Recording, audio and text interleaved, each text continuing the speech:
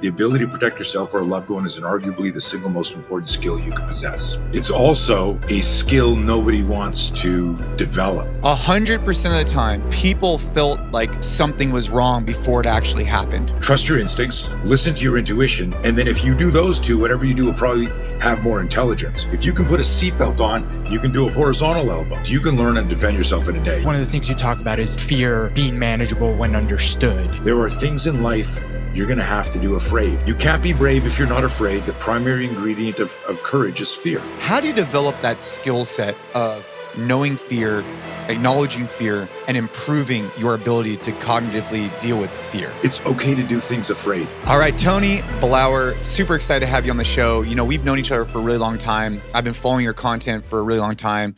I've participated in some of your spear tactics just many, many years ago, mainly with like a med ball in the CrossFit space. Right. The last time I think I was with you, and I was telling Gabe this earlier, I was at your house and I was absolutely terrified. So you and I, we've done podcasts and stuff since then. I think the last time I was actually with you in person, I walk into your house and I was with like maybe 2 or 3 other guys. I think it was like Dave Lipson and someone else. And like, this is how vivid I remember this. I don't know if you remember this, but I walk in, you're like, hey dude, so I have 2 dogs. Do not look at them. Do not look at them. They will like bite you or they will attack you. And I'll never forget, dude, I walk into your front door and I am like a statue. I'm like looking up at the ceiling. Like I'm trying not to make any sudden movements towards you or your family. And I just go sit down in a chair and I don't say a word for like however long I'm in there. And I got the hell out. But that was the last time that I was, I think, with you. But it just really struck out to me, man, how intimidating these dogs were. Yeah. And anyways, welcome to the show, man. I'm super excited to see you. And I hope you and your family are doing incredibly well. Yeah, thank you, buddy. I mean, that's funny. I'm having flashbacks there. I think Mackenzie was there. Yes. Brian. And we did a bunch of shit in the garage. Actually, we filmed some stuff. Yes, like little clips. But it's funny that you remember the dogs. So they're no longer with us. They passed. Those big dogs don't live, but these dogs were called Fila Brasileiros, and they are just insane guardian dogs. Allegedly the president of Mexico has 4 or 6 of them just walk around his house just in case. If you Google Fila, one of the things it says, it's I'm going to get canceled for this. It's just online. It says bred to hunt jaguars and runaway slaves. On the thing. Yeah. That's literally on the internet. Like Liz is pulling it up for us. Oh, look at that. Yes. Oh my gosh. I'm getting flashbacks right now of these dogs. Right? So mine had the one in the middle. Of course, our dogs were Zoe and Vegas were their names, but they're so big and they're so strong, and they that's wild. But we got them after we had a home invasion in Virginia Beach in 2009, and at the time we had little dogs that you put in your purse and walk around, right? And after it happened, a friend of mine said, you need to get some Filas. And so we now have 4 big dogs at the house, but that's what we went to right away for protection. Man, so I'm sorry to hear that they've passed, but they left an imprint on me in particular of how terrified I was. And you never let me live it. I remember just being around and you weren't like, oh no, you're good, dude. Don't worry about it. No, there was none of that. You literally don't look at them, don't get near them, don't make any study. Oh man. Gabe, have you ever heard of that dog?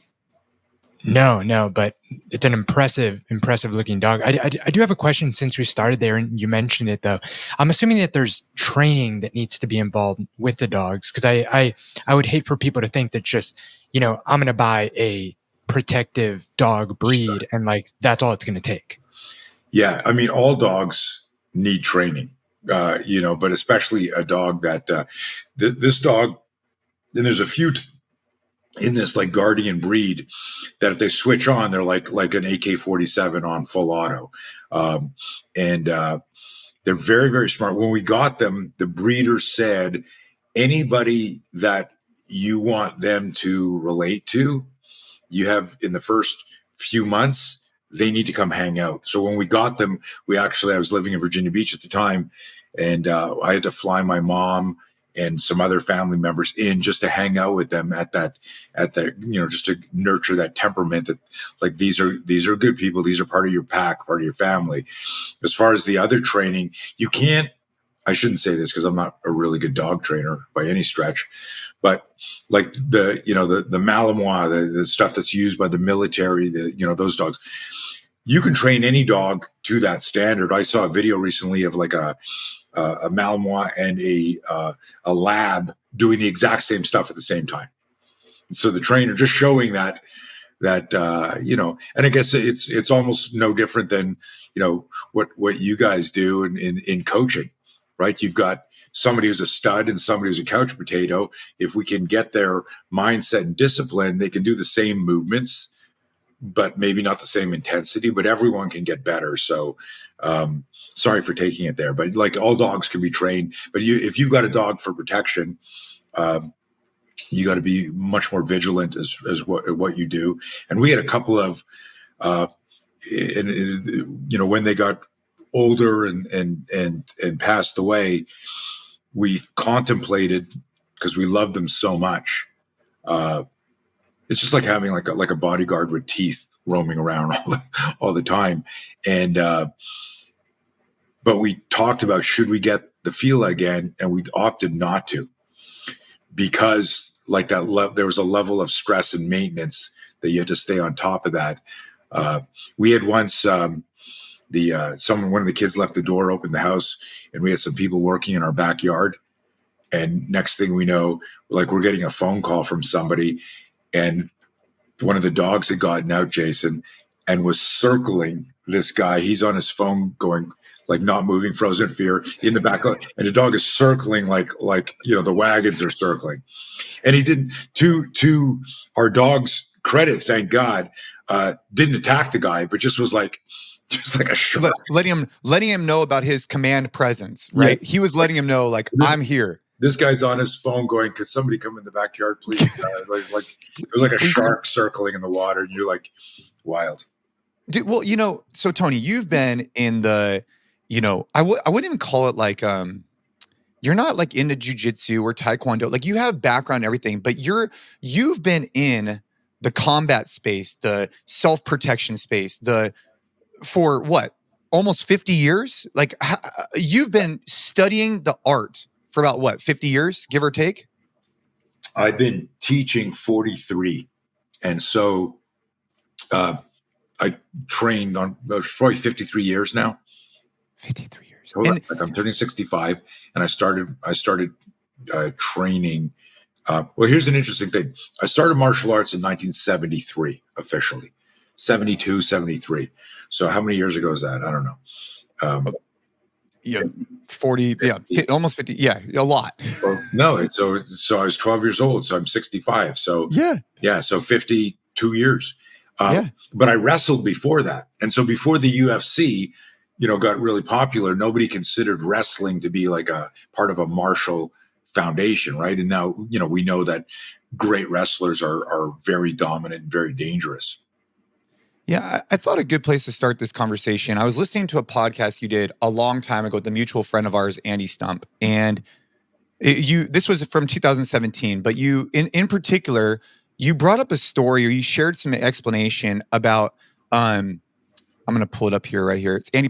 You talked about the lengths people would go, or that basically your ability to protect is the single biggest skill anyone can possess, and on this show, and our listeners, we love this idea of train, protect, provide. And we look at fitness as a baseline to be able to protect your family, run, jump, climb, lift, fight if necessary. And we also look at that as a way to provide. But I'd love to talk to you more about how being able to protect is literally the most important thing in the entire world. And you gave some great examples of that. And I thought it's a good place to start to create a mindset of what we're talking about on today's podcast. Yeah, I thought it'd be great. Although I wish we had video of you sitting like a little schoolboy worrying about being eaten by a dog. I think people seeing you that terrified would be remarkable, because you are a beast and all other things. So it was funny. But yeah, and it's wild, because I was just I had a coaching call this morning with a group that I work with, and that subject actually came up, where it's so serendipitous that you mentioned that, because I literally said, and I haven't used it in a long time, where I say the ability to protect yourself or a loved one is inarguably the single most important skill you could possess. It's also a skill nobody wants to develop, right? And that's somewhat like the irony. There's a whole bunch of misconception about practicing violence and training and stuff like that. And I'm so glad that you always got that, and you've fallen in love with jiu-jitsu, and you've trained with me, and I'm sure you're doing all sorts of other stuff. Gabe, I don't know, are you doing any training? Any self-defense? I've done some like very basic level stuff. I've done like Tim Kennedy's sheepdog course, and Jason's been trying to get me into BJJ for a while. It's inevitable once my kid is old enough that I have to go as well. But I do recognize that it's a very, very important need for sure. Well, you have the number one rule of Zombieland, right? Down pat. You guys ever see the movie Zombieland? What's the number one rule with zombies? It's like cardio. Right, the ability just outrun them. Yeah, the ability to outrun the zombie. So you got that down. But back to this thing, it's weird. The ability to protect yourself, and arguably the single most important skill you can possess. Been saying that for years and years and years. And what I like to explain always with Jason, because people, they'll get the little RCA dog head. I don't know that dates me. Nobody knows what that is. A little, where the head. Yeah. Does that, and they go, well, is it really the? And I go, of all the horrific things that can happen to you, right? And we're not going to list them. My hypothesis is sudden violence would suck the most. And I explain it like, if you've got like a really bad problem with a tooth, you need to have a tooth pulled. You could do it yourself with a pair of pliers and some whiskey, right? But you could also go to a dentist. If something horrible happens to your car, I'm exaggerating, making this cartoony. Something horrible happens to your car, you could YouTube how to fix my car, or you could just call a mechanic. Your roof is leaking. YouTube, duct tape, tarps. What do I do? You call a roofer. In every calamity in life, there's a subject matter expert that can come to your aid in a certain amount of time, for a certain price, and fix your problem. There's only one situation that I can think of in life, and that's some catastrophic moment that's happening now, a life-saving moment where, we've been using this in our languaging for years. You've seen it before, that you're the first responder in your fight. The first responder that you call is actually the second responder. You were there first. And your ability to manage either the fear or the violence in that moment gives you almost like a paramedic. I use the metaphor though, like we teach self-defense, like a first aid, like a 1-day course. And this is what was really super controversial when we started teaching the CrossFit gig, and we had so much hate. It was insane. That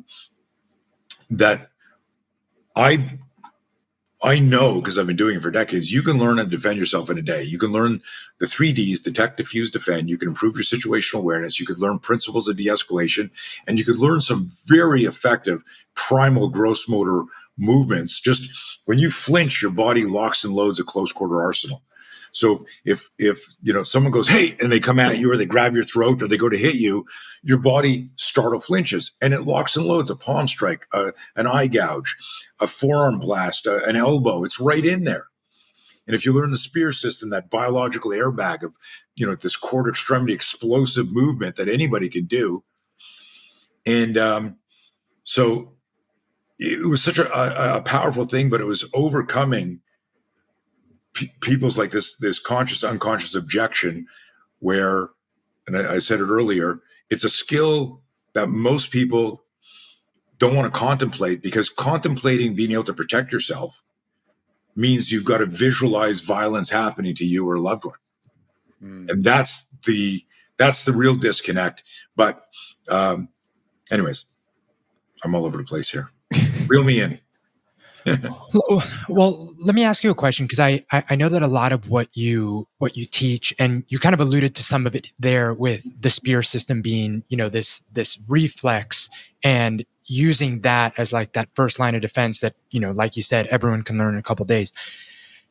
How does that differentiate from some of the things that like a lot of people in the BJJ space, for example, criticize, which is this idea that like, if you're not training constantly, if you're just quote unquote the guy that's going to see red when you need to and can like, use that fight or flight to get out of a situation, how do you differentiate the two? Because I understand that criticism. I understand the criticism of like, you're not just going to rise to the occasion. You're going to drop to your level of training. So if you're not consistently doing some sort of combative, you're not going to have that as like an innate reaction.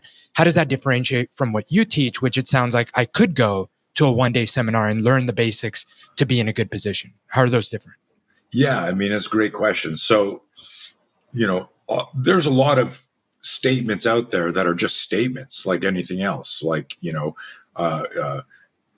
can look at, I don't want to date this show or get it canceled, at what happened on Tuesday and some of the reactions online and the fears that people have. And like, they're based on propaganda. They're not based on any fact or any critical thinking. So we have in our program, we have a trainer program, Thai boxers, kickboxers, boxers, jiu-jitsu black belts, Krav Maga experts who recognize that what we teach represents a missing link to the menu of skills and drills that they want to provide for their audience and their students. Our system, and I hate to make it sound grandiose, we're the only ones that really look at neurobiology, kinesiology, and psychology from the sciences of what does your body do in a high stress situation. If you looked at, so we have the statement, hey, if you're not training every day, you can't do that. Is that true? There's a statement in survival learning research and the whole, like, I mostly work with law enforcement and cops. That's another interesting thing that people don't know about me and the system. They see a picture of me fingers splayed. They go, what the fuck's this? Then they say, the original Roadhouse, actually the only Roadhouse, right? I thought you'd be bigger. The line when they see Patrick Swayze, right? I thought you'd be bigger. So they go, oh, I could take Blauer. I saw that Black Belt Magazine posted a quote of mine recently with a picture. And so, like the first two comments from two like martial art black belts is, who is this old guy? Right. And I'm like, holy shit. Because I remember when I was 20 and I opened my first school, I was like, holy shit, am I this old that people don't even know who I am? And it's like, who is this old guy? And then it was like, I've never seen him in the octagon, right? You never saw Angelo Dundee in a boxing ring, but he trained Ali and he trained Sugar Ray Leonard and he trained Floyd Patterson, I think. Like, just, so it's super interesting. There's a lot of things out there that, I was going to quote this survival learning research line. Bruce Siddle, who wrote this book called Sharpening the Warrior's Edge. He did all this research on heart rate. And the statement went around the industry. This is back in 2000. If your heart rate goes above 130 beats per minute, you will lose control of your complex motor skills. That became a statement. I looked at it and I said, that can't be true. People were like, what do you mean? So I've trusted Jason. I don't know if you remember when I used to talk about the 3 I's: instincts, intuition, and intelligence. Trust your instincts, listen to your intuition. And then if you do those two, whatever you do will probably have more intelligence, because you're using like these things that are hardwired into us, right? But there's a lot of people who just use intelligence, deny instinct and intuition, and then they fuck up shit because they're overthinking shit, because they're just using intelligence. It's this blend. And so I would look at stuff and I would go, that doesn't make any sense. Like over 130 beats. And I asked this question that nobody asked. I said, well, what if you train? So remember the statement that went around the world And all law enforcement is your heart rate can't go above 130 beats per minute or you lose control of your complex motor skills. Complex motor skills are, you need that for shooting. Yeah, for shooting. Yeah. You need that for jiu-jitsu. You need that for the arm bar into take your hand. Putting cuffs on somebody. Yeah. All of it. Right. So I asked this question. I said, what would happen if you trained complex motor skills at an elevated heart rate? Wouldn't the neuroplasticity and the neural patterns develop in harmony with the elevated heart rate? And so what I did, I was training guys, I'd get guys up at 180 beats a minute on a fucking treadmill doing sprints. We would jump, so guys I was training for fights, we would jump off the treadmill. Remember this one guy, Phil, heart rate, 188 beats a minute, and go into pummeling and arm bars and takedowns, preparing him for an MMA fight. So I could look at him and go, you just do what you need to do. You don't listen to propaganda. There's stuff out there. You've heard this, Jason, in your self-defense travels. There's another myth out there. You know, if you don't take care of things in the first 3 seconds, you're done. You know, you hear like things like that. And then somebody gives you some evidence and a couple of examples. That becomes the urban legend, right? And this is the Roger Bannister metaphor. You can't. No, humans can't run a 4-minute mile. But what about, okay, so back to like Gabe's question though. You definitely talk more about. I listen. You said this, and this is going to be a soundbite, but I'm going to say it anyways. Like 100% of the time, out of all the people that you interview, or whatnot, people felt like something was wrong before it actually happened, right? And so is the 1-day course that you're referring to, the benefit there is that people can learn how to listen to their instincts more? You know what I mean? Because we're listening to your instincts and then having the intelligence to be able to defend themselves, I think are both really important things. But how do you get that in a day? Because it's already there. So our program, the program we're referring to, just so we can give it a name, is Be Your Own Bodyguard. And it's basically you're safer in a day. Like if you take a first aid course, stop the bleed course. Like how long is firefighter or paramedic is a course? It's a 4, 5, 6 hour course, depending on where you're going. At the end of that course, this is something I wrote when all the controversy started, that you can take a first aid course in a day and you absolutely 100% learn life-saving skills, how to put on a tourniquet, how to clear an airway, how to do mouth-to-mouth, CPR, correct? Heimlich. Like you learn these lessons, but it doesn't make you a fucking doctor. So what happens is on an unconscious level, I grew up on Bruce Lee, Chuck Norris movies. You guys are a different generation. You listen to, Justin Bieber and you watch fights on just kidding. But so what happens is we watch John Wick, Van Damme, Chuck Norris, and there's an imprint, an assumption that self-defense looks like that. I've been doing the research. So the line is every victim of violence who lived to tell the tale said they had a bad feeling before the attack. It's 100% of people, their intuition said something's wrong. But because we don't teach people to trust their intuition and listen to it, and we don't teach them how to choose courage when they're in a scary, fearful place. And this is also like, I'm wearing my No Fear shirt because it's the most important program that we teach. Gabe, there's something I wrote in 1986 for Inside Karate magazine.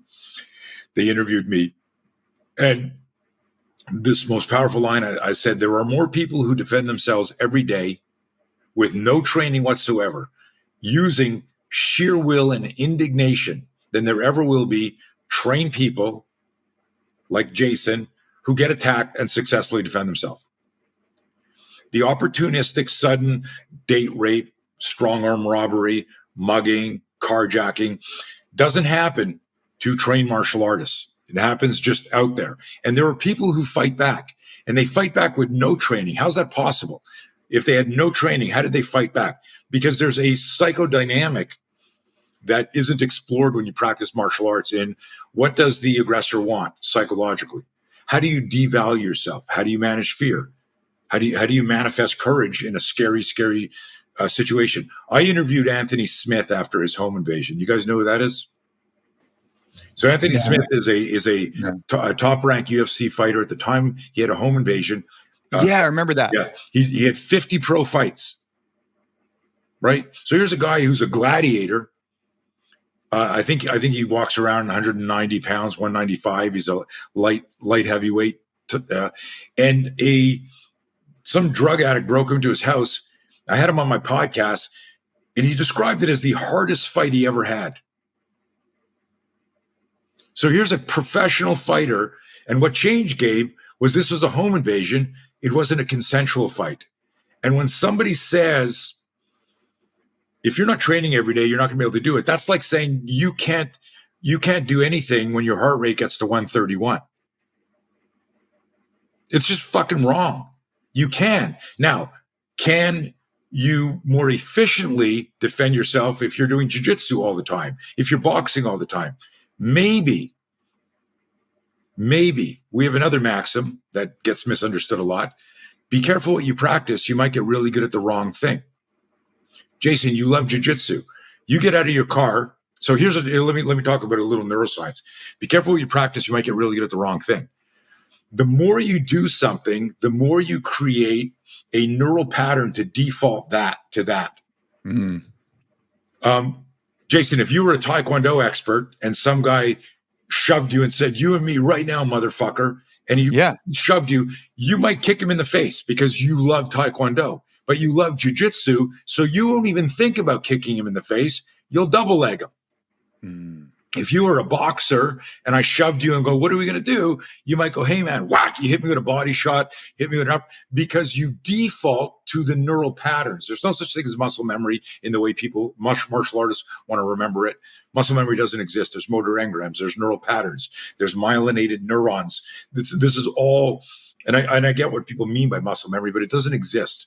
If there's no awareness, there is no chance. And when there is awareness, there's a fear spike. The first fight is always managing your fear. It's why so many people lost to Tyson, who are good boxers, but they lost the fight before they got in there. You go into a jiu-jitsu tournament and you're going, "You know what? I'm going to do really, really well today." And then Hoist Gracie walks in and signs up. And you're like, "Fuck, Hoist Gracie, are you kidding me? Guess I'll come in second." And then, Hickson Gracie walks in and you're going, "Shit, I guess I'll come in third." And then you look at who's your favorite jiu-jitsu guy. I mean, I got a bunch. Marcus Buchecha is about to fight, and he's actually fighting MMA right now, but he's a jiu-jitsu guy. Okay, so he walks in. So the competition hasn't even started, and you already said you went from first to second to third to fourth in your mind, and you haven't even competed yet. This is how powerful the mindset is. So I'm really trying to, I'm very polarizing. There's a lot of martial artists that think what I do is a joke. They don't do the research around it, but there's real science and there's real research around this. And I know that it feels like I'm not directly answering Gabe's question, but it starts with this. And this last quote: "Be careful what you practice, you might get really good at the wrong thing." If we create a romantic relationship, a dopamine relationship, and a neural pattern default. So Jason, someone cuts you off and you're doing a road rage things. You're boxed in, he jumps out of the car and you go, "I don't want to get boxed in my car." You jump out of the car and he goes, "Let's go, motherfucker." What would your default move be right there? Well, I would just try and create distance. I don't want to be involved. I want to get away from the situation. If you couldn't, and I'm setting you up for failure here, I would probably stand up. I would stand up fight. I would. Okay, good. Yeah. Because you practice that. But there's a lot of people who might go, "I'm going to take this guy down and choke him out." Yeah, but then what if he has some friends in the car? That's my whole point. Are you sure there's no one in the passenger seat or three guys in the back seat, right? If you need to be on your feet or you need to be mobile, right?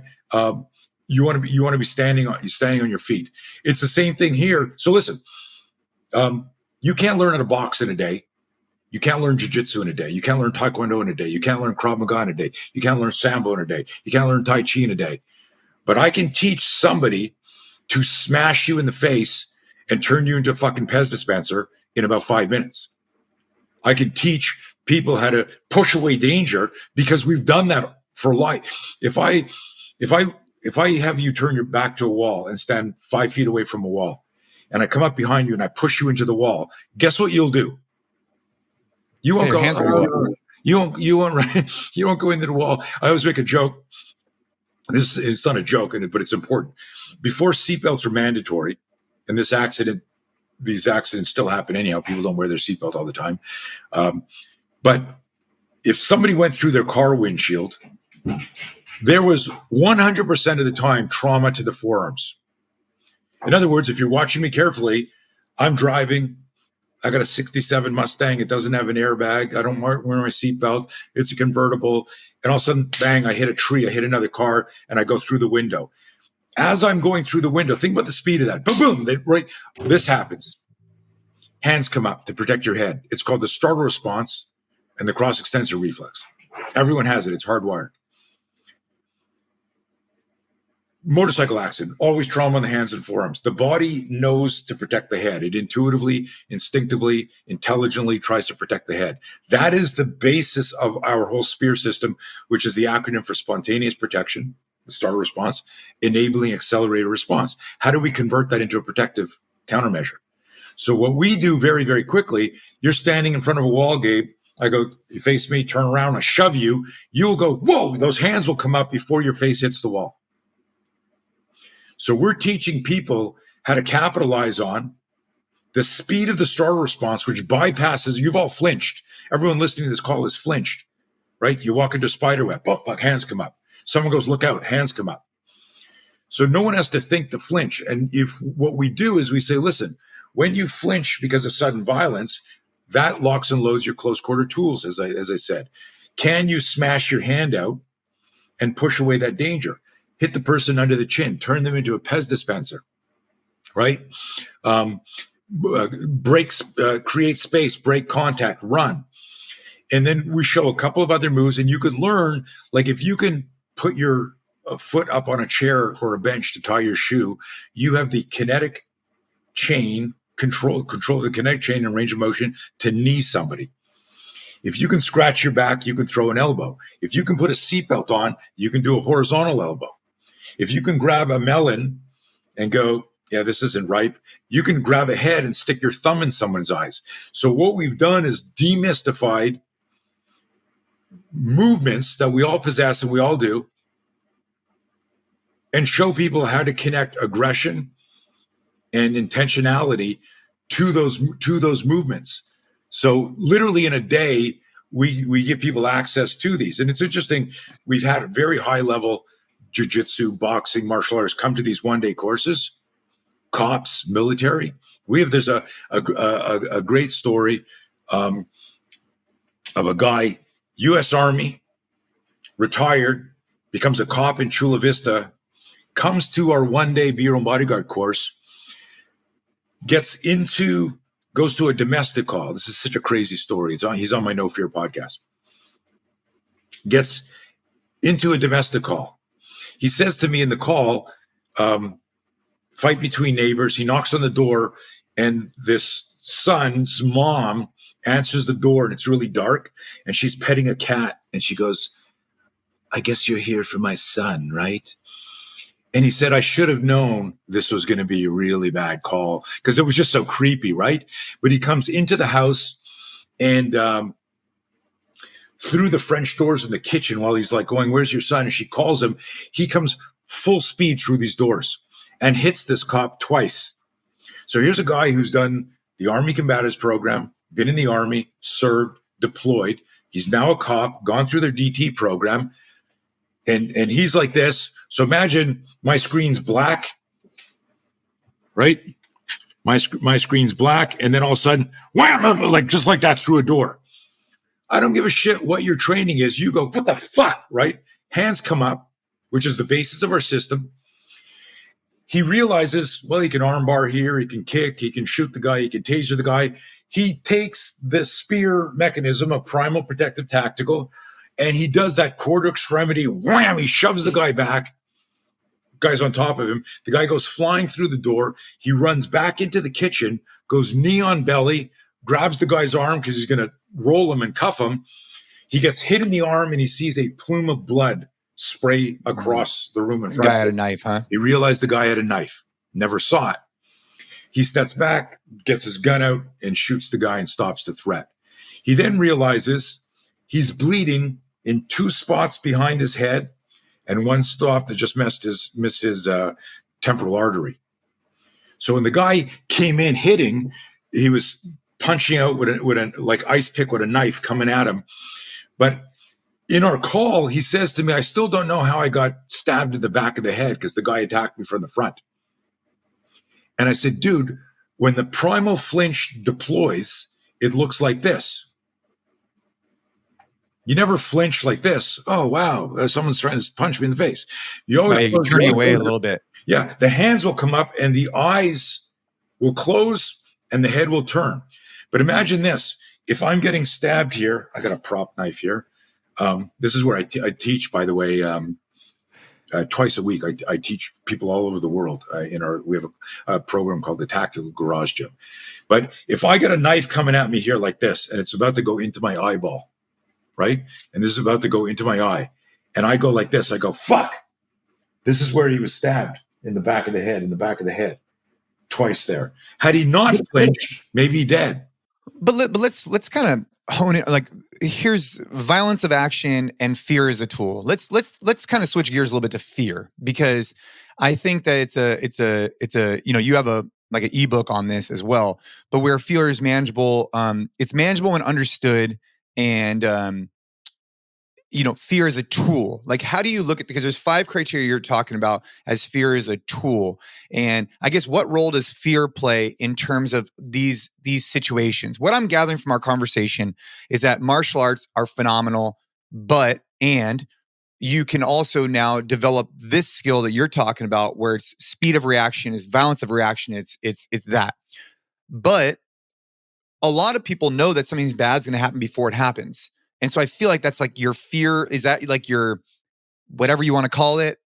That's intuition. So the intuition piece is to visualize it like a radar. You're a radar operator, right? And your radar just goes off, and you got to go, is that a missile coming at us, or fucking Canadian geese flying through? Right. And that happens, right? Where you got to go, what is it? So there's a whole bunch of things that you got to do. But one of them is you get a fear spike. And you're like, no. This are we about to get friggin', is this a missile attack, or is this an airplane? Are these birds? So we have a component, a concept in our system called choose safety. In fact, we rewrote what I hope one day becomes the official definition for self-defense in the dictionary.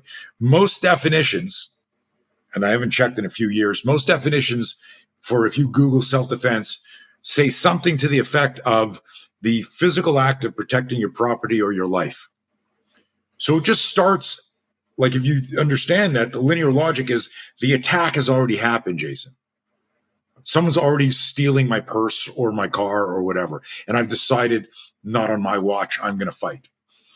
Or I'm in danger and I'm fighting. Nowhere does it talk about intuition or avoidance, or 3Ds, detect and avoid, defuse and de-escalate, and if push comes to shove, defend. Hopefully, the defense of one's interest, especially through the use of physical force. Yeah, and that's so Liz pulled it up, and it's the definition according to Google is the defense of one's person or interest, especially through the use of physical force. But yeah, to your point, that to me reads as the fights already came to you, right? And so we have a really cool graphic called the timeline of violence. And it shows this 30,000 foot perspective that nobody looks at. And this is, again, why, we've got hundreds of affiliates who teach our system in their martial arts schools. So there are some very open-minded professional martial artists who go, you know what?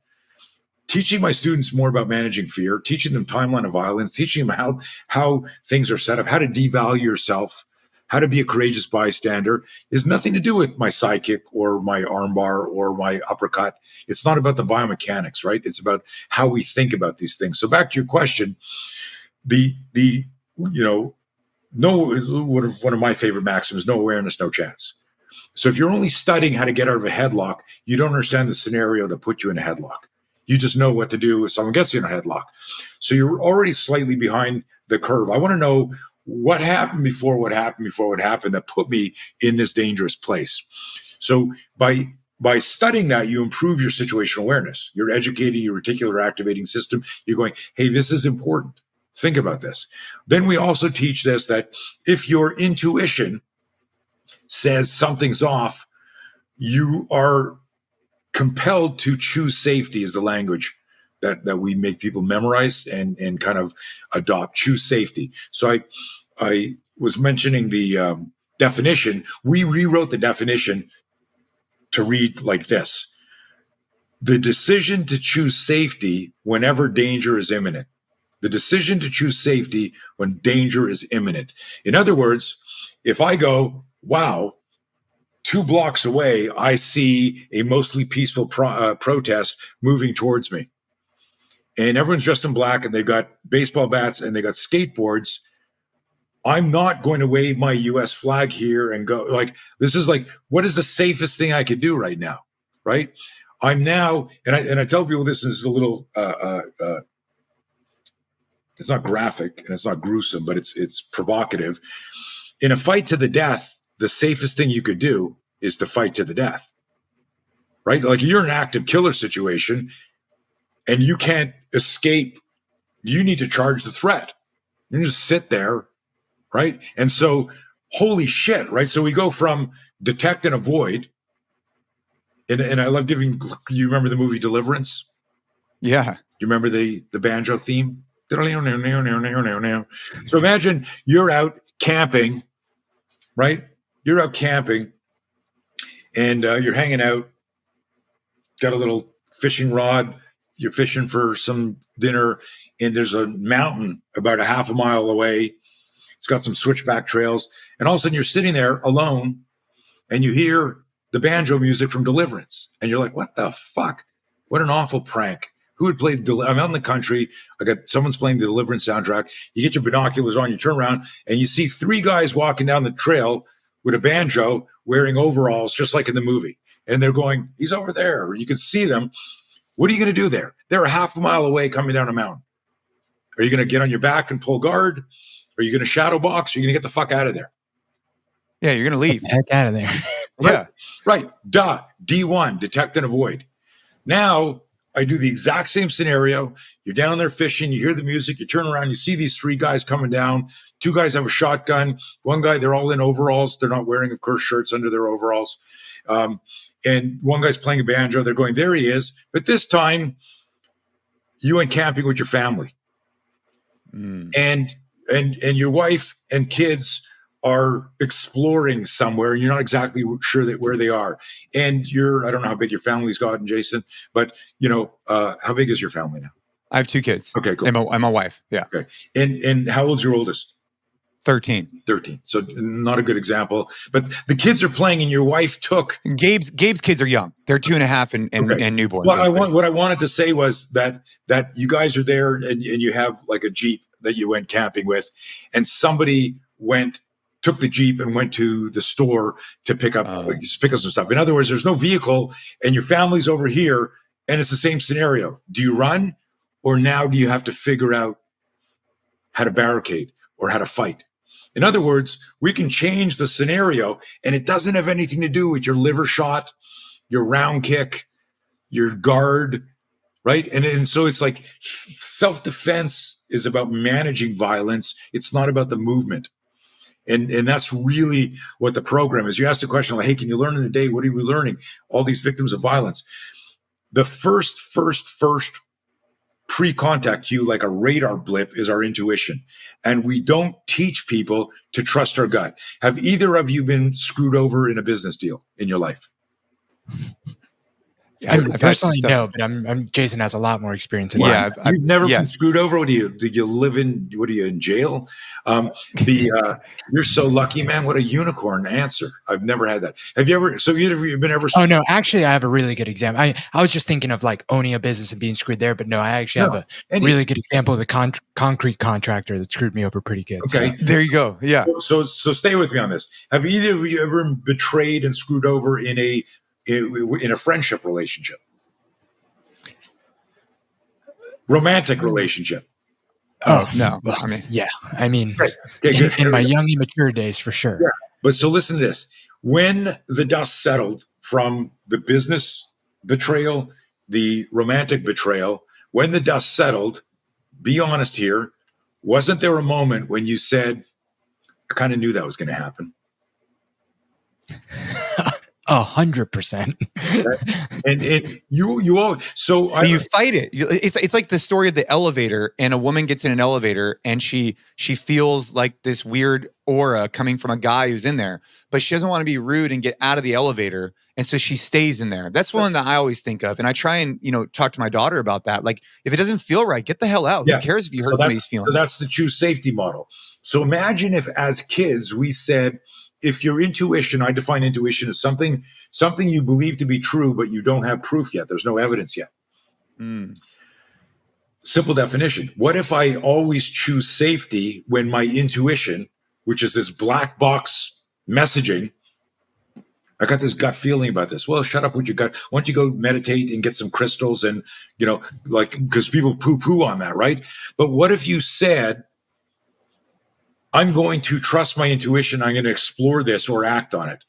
So I always say that when we talk about self-defense, there's no downside to choosing safety.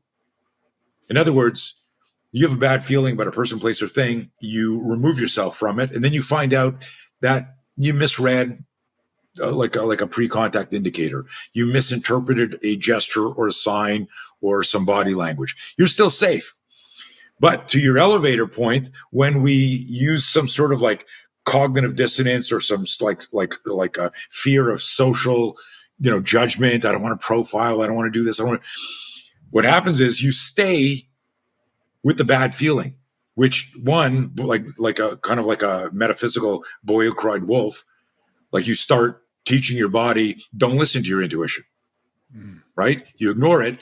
But now let's say that intuition was real. You've now kept yourself and put yourself closer to the threat. And I want to teach people, I want to know at 30 feet that I got a problem, not at 3 feet, whenever possible. I'm sure you're familiar with the book Left of Bang. Sure. Yeah, great book that talks a lot about a lot of these things that I remember. One question I had is how do you then, because I know one of the things you talk about is fear being manageable when understood instead of being ignored or avoided. Yep. I think that a lot of people, when they think about fear, to give you an example, you're scared of something in the middle of the night or like in movies and whatever, and you just kind of like take the blanket and put it over your head. And if you don't look at it, it's not there. How do you help people then understand that and use it for exactly what you're saying, which is more of the intuition side of it and using it as an advantage versus something that paralyzes you? Yeah, awesome question. So you got to change your relationship with fear. Most people don't like the feeling of fear.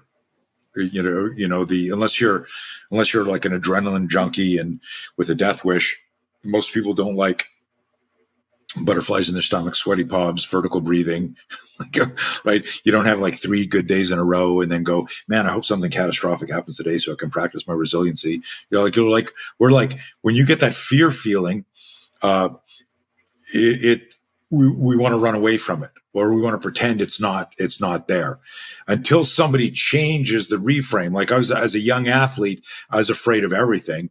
And it's the reason I developed the program is because throughout my life, I've been afraid, am I going to be a good dad? Are my kids going to be okay? Am I going to be successful in business?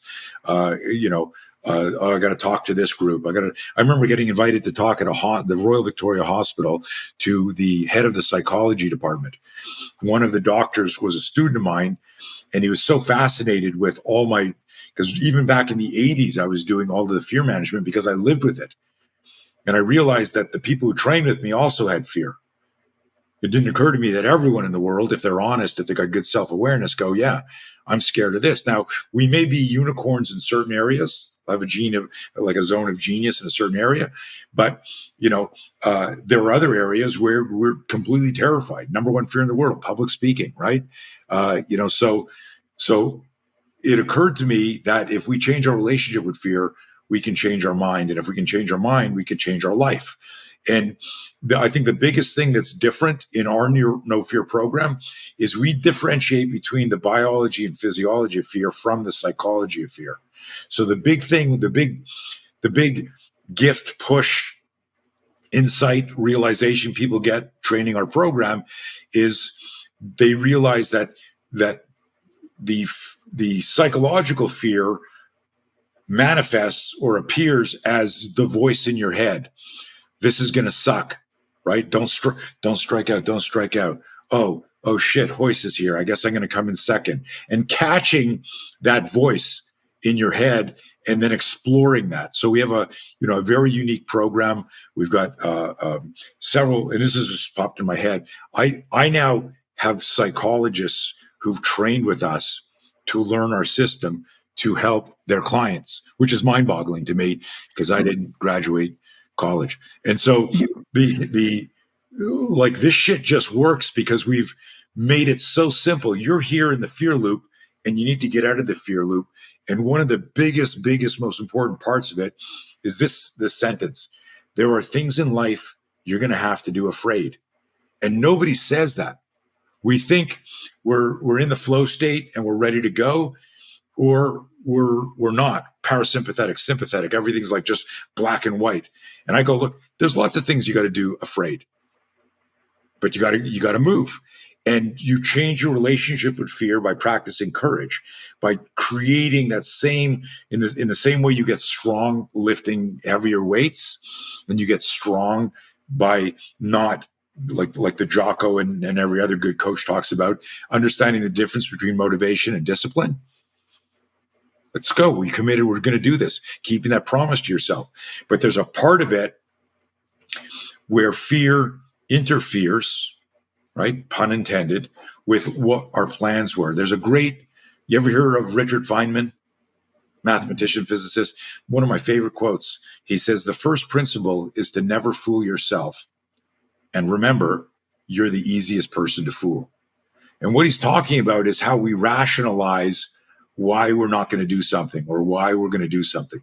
And rationalize is spelled with a hyphen, to rationally lie to ourselves. Oh no, I'm not going to fire this person. I'm not going to assert myself here. I'm not going to defend myself here. I'm not going to do, and that's really where the profound part of this is, where when you study your own fear, you improve your self-awareness. Magic superpower. When your self-awareness improves, your critical thinking skills automatically improve with it. And so when you study fear as opposed to avoid it, hey, so-and-so said this, and this is happening now, and you're not getting that promotion, and that's going to happen here. And then you're going to have a fight with your wife or your husband, and the kids aren't going to, and all of this thing's going to happen. It's all this movie in your mind. And I talk about the psychology of fear is like a fucking movie in your mind where you're the director, you're the producer, you're also the casting director who cast yourself as a victim in a scene in the movie you're making. So how do you improve then fear? Like, I think I heard you talk about this a while ago where name a situation and 3 people run, 1 person freezes, right? Like they're just so fearful that they just freeze and they can't perform. How do you develop that skill set of knowing fear, acknowledging fear, and improving your ability to cognitively deal with fear? Like, what's something that someone can do? I understand your programs and whatnot, Sure. But let's just say right now, someone want to get better today. Where is a place to start? Okay. So easy thing. So if you were afraid of, let's say, mountain climbing, and you listen to this podcast, you go, Tony's right, Jason's right, Gabe's right. I'm going to conquer my fear. Yes. Hello. Sign me up for that next Everest trip. Yeah. I'll send you the $80,000. It's okay. Like, you don't start with Everest. You start with something super small. So everyone listening to this has a certain fear of, and this is a great example, right? Like, you look at range of motion and speed when somebody's doing a snatch with a PVC. And then Olympic bar. Then you start adding weights. What happens to range of motion and speed as they add weight? Well, the psychology of fear and the fear of dropping the weight getting injured, landing it on your head, whatever the fear is, if it's not clear, Jason, you shoot, right? Yeah. So it's like a stovepipe in a gun. So when you get a fear spike, it's like a stovepipe. You're there, you're athletic, you're proficient, you're ready to go, and you go click, and the stovepipe represents the fear spike. And if you don't clear it, you can't re-engage. The operating system doesn't work. So when I say, Jason, do this, Gabe, do this, and you go, yeah, but what about this? While you're saying, what about this? So fear spike creates doubt. Doubt creates hesitation. Hesitation then turns into procrastination unless you know how to clear it. So the clearing of it is changing your relationship super simply like this. Let's say, let me ask both of you this. This is an example I use all the time. If you guys go to a decent restaurant and they don't cook the steak or the fish the way you ordered it, do you always, without fail, send it back? Yes or no? No. Not always. Okay, good. No. So the reason you don't send it back is because of fear. You're not afraid of a fight. You're not like, oh, shit, they're going to come and stab me. Something happened while you were growing up about you don't do this because they're going to put special sauce, they're going to spit in it, whatever the fuck it is. Why wouldn't you, if you're going to spend 30, 40, 50, $100 in a restaurant? My wife, and you've met my wife, Jason, she has zero filter. She's like the Savon of women, right? I don't know how she's not, I'm shadow banned on Instagram. I don't know how she's not like completely lost her account. We can go out to a restaurant and she'll say anything to anybody, except in a restaurant. I'll go, how's your fish? She goes, it's overdone. It's chewy. It's dry. Just as the waiter comes over and goes, how's your deal? And she'll go, delicious. Thank you. And I'll go, the fuck? What? Just send it back. And I got to do it. So what I tell people is this. Find little things that create doubt and hesitation in you, that trigger a little fear spike, that are consequential. They're not big things, right? I'm not going to go climb, hey, what happened to John? Well, he never climbed a mountain in his life and he started off on Everest and he died, right? Okay, well, that was maybe too big of a fucking challenge to start with. So what happens is this, and so I love this line. You can't be brave if you're not afraid. The primary ingredient of courage is fear. If there was a drink that you could buy a bottle of courage, there would be one organic ingredient. It would be your fear. If you're not afraid of something, it doesn't require any courage to do it. And we all want to be brave in our life. So what you do is you pick little things. Is it speaking up at dinner? Is it asserting yourself? Is it a hard conversation where it's not going to turn into like a massacre after? I'm going to go ask my boss for a raise. I've been avoiding it and this is the thing, the empowerment part is it's okay to do things afraid. And people. And actually, it almost makes you feel like you're alive. Like the way I like to explain it to my son is that if you're a little nervous, which for lack of a better term might be fear, right? Like that's okay. It means you give a shit. It means that you want to go excel at your game. And like Gabe tomorrow is going and doing a half marathon. Yeah. And I think that's a really good example. And I'm just using this as an example. I just got done doing the tactical games. I had fear. I was nervous. But doing those things is only like, that's a good example, right? Is kind of creating events throughout the year that you kind of train for. Would you say that's a good example? Yes. However, you guys know the name Alan Watts? I've heard of that. Alan Watts, a famous American philosopher, Zen specialist. He said, if you can't meditate in a boiler room, you just can't meditate. And what he was saying is, hey guys, let's detox. Let's go dark. Let's shut our phones off. Let's go to Canyon Ranch in Arizona for $10,000 a week and eat vegetarian food and go on hikes and have massages. We can do that and go, that was so blissful. But then we get back and we're in traffic and we're like, come on, honking. And like, in other words, if you can't do the stuff to navigate your life, it doesn't have a transcendent value, right? It's not helping us become who we want to be. So yes, doing challenging events, doing the Misogi, doing some event that you're going, wow, this is way outside my comfort zone. But if you're still an asshole dad or mom, if you still got a bad temper, if you still take traffic personally, so what? You competed in an event that made you nervous. I would rather, in terms of becoming the better person and continuing to evolve, or what are the things like have either of you, Gabe, are you married? Yeah. Okay, cool. You took a long time to answer that. You didn't remember? Dude, who's for great. Hold on a second. I was this morning, but it's been a few hours. How fast, if have either of you ever had an argument with your wife? Yeah. How long, and I've been married 30 years.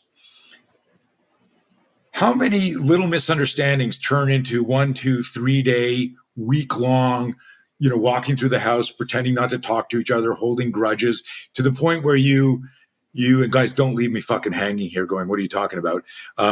Where you finally look at each other a day or 2 or 3 days later and go, I don't remember what we were fighting about. This is stupid. That ever happen? Oh yeah. Yeah. Too many times. I have the shortest. We're trying to get better at it, but too many times. But this is all fear, guys. I'm afraid to say I'm sorry. I'm afraid to say I love you. I'm afraid to, and this is the area where you go, I'm about to say, let's not fight. And then I go, and then she looks at me and makes a face. And that's the face I don't like that she makes, where she's judging, whatever the fuck it is. Right. And so, I'm down a rabbit hole here. No, I like this rabbit hole. It's very relatable from a men perspective, and woman, whatever. Yeah, well, and hopefully no women are allowed to listen to your show. No, the women could definitely listen to the show, but the fact that I thought, come on, this is everything, right? Like my daughter, when she first started dating, she's supposed to be home at midnight one night. It's 12:01. Look at my watch. In the next 2 minutes, in my mind, the movie in my mind, remember, producer, director, casting director, she's been raped, car accident, kidnapped, trafficked. And I'm catching the movie. I'm going, okay, stop that. I'm getting angry. She finally comes home. I could do, where the fuck were you? You're supposed to be home. You didn't call. I tried to call you. Or, hey, babe, you have no idea what was going through my mind. I'm so glad you're safe. Why didn't you call? Dad, my phone battery. Someone else had to have a phone. Don't ever do that. In other words, like I could have screamed at my daughter, grounded her, took her phone away, turned it into something different, because I forgot when I was her age, fucking around, right?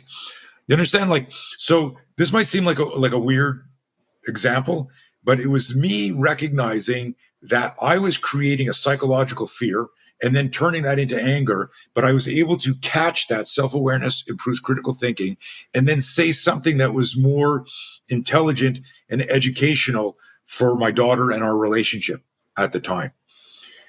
Being able to say to your wife, hey, we just had a fight. This is stupid. We're going to waste 3 days. How many times? So I've been married for 30 years.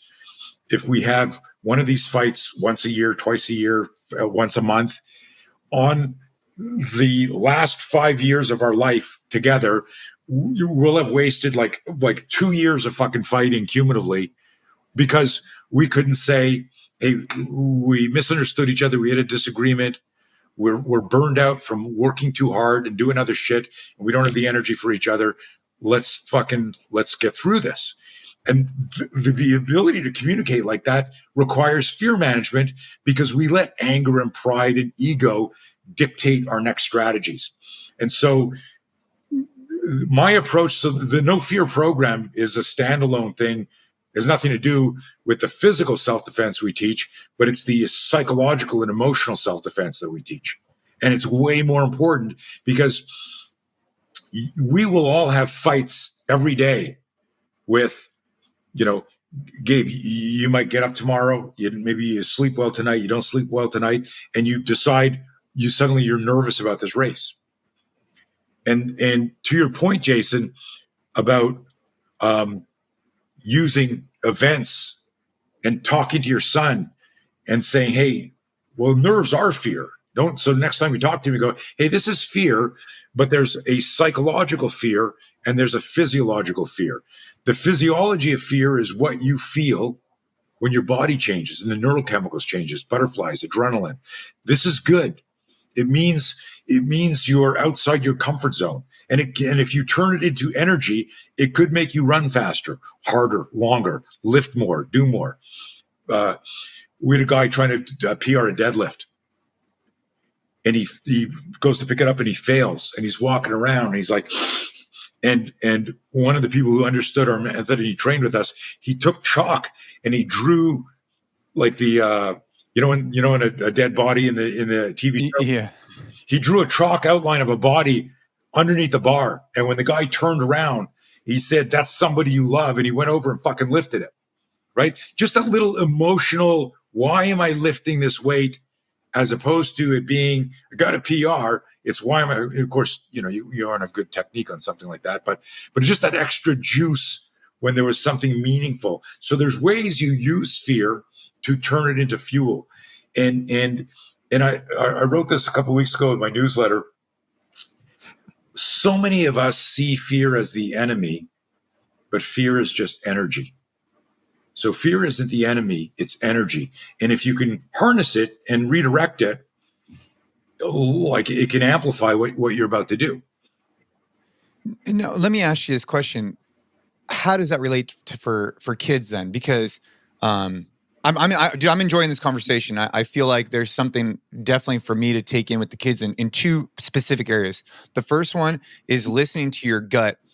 And I want to acknowledge the fact that I think that we do a bad job in society, and I'm raising my hand, of maybe you start to nullify that sense because you're not enabling the behavior for the kids. So like at a young age, if maybe we all sense something, but we kind of push through it or whatever it is, maybe there's a way that as a young age, we should allow them to express that intuition and actually like start to like enhance it versus nullify it. And then the other is obviously is fear. So how does that relate for the way that you raise your kids? Your kids are older now, but you get what I'm saying. Yeah. And it's an amazing question. I have a mission and a vision that I want to get this into as many parents' hands as possible. And I've got an amazing story that I got a call from. You probably noticed I have one or two tattoos. And I get this call from this guy, Aaron Jackman. He's got a tattoo shop in Vegas called Ghost Tattoo. Shout out to Aaron. 10% off tattoos if you mention my name. I'm just joking. I have no deal with him. But we become friends.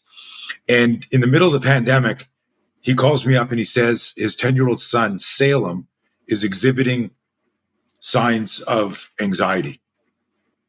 Training, sports with masks, eating with masks, mask, nuts. And he says, "I'm noticing my son's behavior and I'm fucking scared." He said, "Will your No Fear program help him?" I said, I've never met your son. I've since met him many times and he's come train with me. I said, "I don't know your son, but I know you and you're your son's coach. You're not just his dad, you're his mentor and you're his coach and you need to inspire performance." I said, "Why don't you do the program and you decide what he needs to hear?" And the message in it here is we need to stop vilifying fear. Like all of us have this negative. That's why I say fear isn't the enemy; it's the energy. This. If somebody had told me, if my dad, my mom, one of my coaches had told me that fear is a good thing, it means I care. Fear is a good thing. It means I've got adrenaline in my system. Fear, and here's the thing that I got to point out. It's okay to say, I have fear and I'm nervous. What's better is to then introspect and ask yourself, what am I afraid of? Because if you can specifically target what you're afraid of, you can then strategize more effectively. So if Gabe said to me, I'm afraid of, and I did this for, Fran, right? 21-15-9, where I would say to people, who's afraid of Fran? And everyone's like, oh. I go, what are you afraid of? They go, burpees, or no, not burpees, thrusters or pull-ups, or whatever. Thrusters. Yeah. So it was like thrusters. So when I said everyone's afraid, use your fear, but when I said, I don't know if you know this. I think you heard me talk about this, where I said, who here's afraid of thrusters? Everyone put their hands up. I said, who here's afraid of squats? Nobody. Who here's afraid of a push press? Nobody. Well, a thruster is a squat with a push press. Oh yeah, that's true. Like it just took some of the edge off of it. And then it was, excuse me, it was the 21, 15, 9, right? I said, well, what if you broke that up and you said, and I helped people. I said, I always like burn out during the 15. I said, do 3 sets of 5 or 5 sets of 3. Just break up the math. And I would do this. And I learned this from when I was teaching multiple assailant drills. If I said to you, would you rather fight 1 person or 3 people? You'll always say 1. But when you finish our multiple assailant course, you'll go, 3 would be fun. I could fucking handle that now. It's like, and it's actually easier in some ways because you got a Keystone's cops factor and I know much more about it. And suddenly 3 becomes easier than 1, even though you don't want any. But it's just this idea of how do you not let the math beat you? How do you break it up? Oh, you don't want to run a mile? I tell people run 4 400s. You like running 400s. Don't run a mile. Just run 400 4 times, right? And every time I did that, people would PR. Every time, Jason, people would PR. So it's breaking it down in like digestible ways. It's like looking at your audacious goal to grow your business and then going, okay, we've got a mission statement. We've got a vision statement. I got a goal. Well, wait a minute. To make this goal happen, what are these tasks? And then I break the task down. And then maybe, and that's really what understanding fear is all about. But the specificity of knowing what exactly you're afraid of changes everything. And a real world example is this kid I was training for a kickboxing match, and it was amateur kickboxing. So the title fight was 4 rounds. And he says, I say to him before the fight, I go, how do you feel, Sean? He goes, I'm nervous, coach, because the people who I train know to say they're nervous. We're not macho. We don't go, I'm good. I'm like, there's no, I'm afraid. And then he says, I'm nervous. I said, well, you're supposed to be nervous. Someone's going to try and punch you in the face and kick you in the head. And if you weren't nervous, I'd call the fight. I want you to be nervous. He goes, thanks, coach. He goes back to shadow boxing. And then, this is the first time this happened. It was in the 80s. My body, my intuition's nagging at me. And I was like, fuck, that was a great answer. Rocky had just recently come out. And so I thought I was like Burgess Meredith and you're going to be fine, kid. You're supposed to be nervous. And then I realized I didn't ask him what he was nervous about. And I said, Sean, what are you nervous about? What exactly are you nervous about? And he says, it's stupid. I don't even want to tell you. It doesn't even make sense, which means he knew, but he didn't tell it to his coach and he didn't get it out into the universe. And what could it have been? Is his girlfriend watching the fight? Is his mom watching the fight? Did he hurt a rib in training and he didn't want to tell me? Like what's bothering you? And when he told me, I would have never guessed it because this kid was in great shape. He did 10 rounds in sparring. He goes, I fought 3 rounds to get here and the title fight is 4 rounds. And I just keep thinking, can I do 4 rounds? I've never done 4 rounds. Will I have the endurance? And I was like, fuck, I would have never guessed it. And I looked at him right away, guys. And I said, Sean, can you do 2 rounds? And he goes, yeah, of course. I said, so just do 2 rounds twice. And he goes, and he smiles. And that's what we did. At the end of the second round, I said, can you do 2 rounds? He said, yeah. And we heard the other corner in a 16-foot ring. You're 14 feet away from each other. You can hear the other corner. Just at the end of the second round, like a shitty fucking boxing movie, the other fighter goes, coach, what round is it? Like it was just perfect. And he went out and won the title. Right. But it was changing the psychology of fear. Because if you're fighting, wondering about your endurance in the 4th round, does that maybe affect what you try to do in round 1, 2, 3 if you're worried about stamina and endurance in the 4th round? Fuck yeah. And maybe he makes a mistake or he misses his minimum 8 kick count or whatever because he's fighting scared, as opposed to release the fear and then just go in with whatever performance anxiety you have. And then maybe you're hitting a flow state. So getting back to the kid's question is, instead of just saying, you're supposed to be nervous, it means you care. It's what exactly you're nervous about. And then your son says, I don't like when you watch me play baseball, Dad. I get nervous because I don't want to let you down. Holy fuck. I just got goosebumps, man. Like I could literally start to cry because I didn't know how to say that to my parents. Right.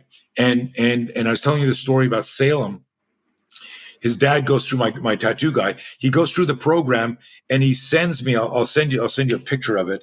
The next time I'm back in there, I go for a tattoo and Aaron says, "Hey, Salem wanted me to give you this." I open up, it's a fucking handwritten letter from a 10-year-old. And he says, "Thank you for giving me the tools to be brave when I'm afraid and to choose courage. And I'm working on this with my dad, and we're both learning a lot." And I literally started crying in the tattoo parlor. He owns a small tattoo shop. So I start crying and he starts crying. It was so fucking pathetic, right? Because here we're in here, two grown men covered in tattoos in this tiny private tattoo for crying. And I was so proud and excited because I had a very estranged relationship with my dad. And I went, here's a dad and his 10-year-old kid that are talking about fear together. How's this kid going to turn out? Right? Like I want to be in touch with this kid his entire life, because he can look at things and go, why am I afraid right now? And he knows, instead of, hey, Dad, I'm nervous. We go, what are you nervous about? I don't know. What are you nervous about? Yeah. I don't know. And you go through that and unpack that onion, peel that onion, and now you have a real fucking meaningful conversation.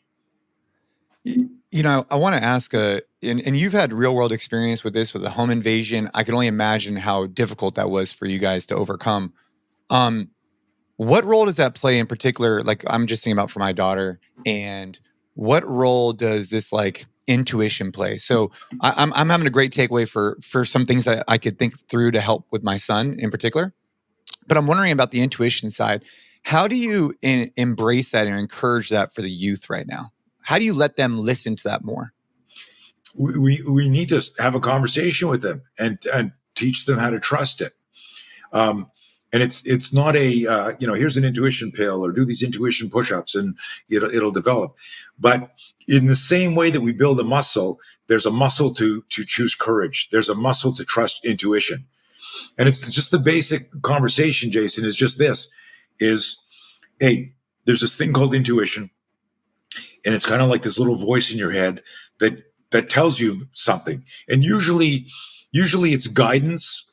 And more often it seems to be like a warning, like I wouldn't do that if I were you, or check this out. But it's a moment for, Socratic pause is too big for your kids, but like a moment where you go, what's going on here? And so I tell people there's in the true safety model, there's no downside to listening to your intuition and trusting it.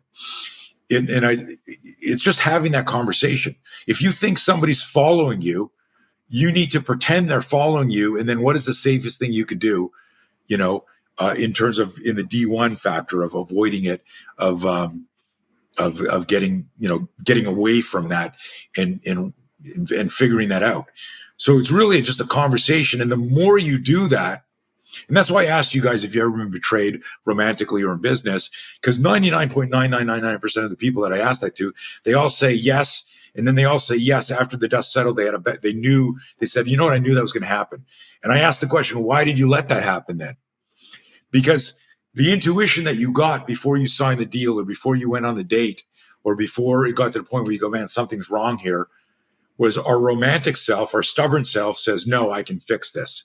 I'll get through this. Where we could have listened to our intuition and maybe had a conversation way earlier that might have saved us a whole bunch of stress. At the worst case scenario, it's an awkward conversation, but we get over that, as opposed to what ended up happening like 2 years later when we find out that intuition was correct. Yep, Gabe. I didn't know exactly where we had some things we definitely wanted to touch base on, but we've gone through quite a few of what I want to talk about. I feel like, Tony, you've been a man that's been dedicated to a craft for a really long time. And I just want to say I really appreciate it. And I think that commitment is contagious, right? When you see someone who's so committed to self-defense and shining light on different things, right? Like Gabe and I, we talk a lot about jujitsu and different stuff because I'm super interested in it, right? And obviously firearms and shooting and whatnot. But I don't think that any of that is necessary. Like it's just another factor. But if you're not locked in over here, like the stuff we're talking about right now, it's difficult to be able to execute on these things. So I appreciate you shining light on that and bringing it on the podcast. Dude, real quick, the mind navigates the body. There's nothing you do without your mind saying, let's go do the tactical games. Let's go run. Let's go race tomorrow. Hey, let's have kids. Let's grow our business. And whether it's,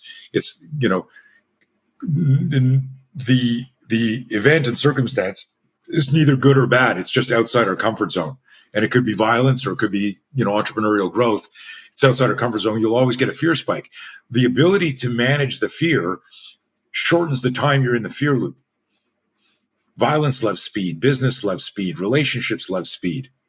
I'm going to ask this girl tomorrow to go on a date. I go back tomorrow. Hey, too bad you didn't ask me yesterday because I'm already going on this date. Like, this has happened to me. My neighbor was asking me, he's thinking about buying a car. He found it. He asked me some questions. Got the information because I knew a guy who knew a guy, and he goes back to go get the car sold. Right? Like, hey, let's move into this building. It's a great location. It will 30% increase in traffic. Well, let's slow down. Let's talk about this. Think about it. Okay, let's do it. Sold. Right? So the faster we can manage fear, the faster we get back in our life. And this applies to everything we do. So if you think about it, intelligent fear management becomes time management. And time is the only resource we can't get back. So if you can manage your fear more effectively, you actually get some more time back, which is a wild concept.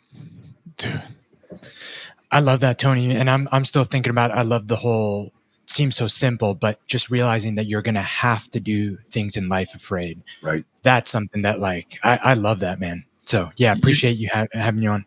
You're going to have to. Tony, where's the best place for, obviously you're, I know you said you're shadow banned, but you're all over the internet. Yeah. Obviously you have the Spear system. Where's the best place for people to go? And we can definitely put that in the podcast show notes as well. Yeah. I mean, if you just Google me, Tony Blauer, Blauer, just Google me. Just Google me. Shit'll come up. Bad shit, good shit, but make up your own mind, critical thinking.